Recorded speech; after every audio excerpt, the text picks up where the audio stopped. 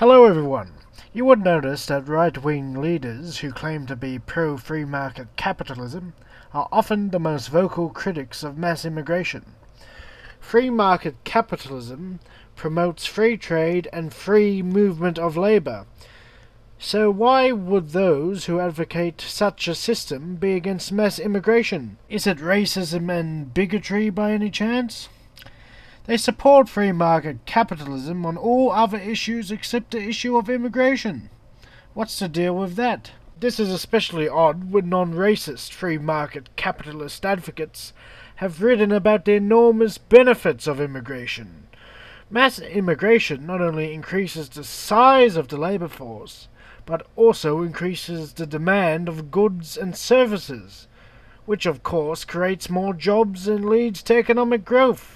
So yes, mass immigration is good for the economy. The racist right have also tried to claim that immigrants are a burden on the welfare system. That of course is a proven lie.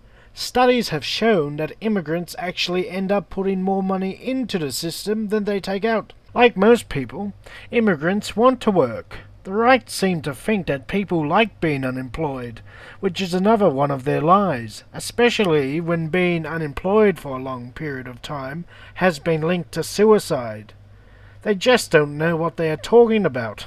So what excuse do they have when they oppose mass immigration? They have no excuses. It is clearly bigotry and racism that guides their anti-immigration stance. They just want the racist vote.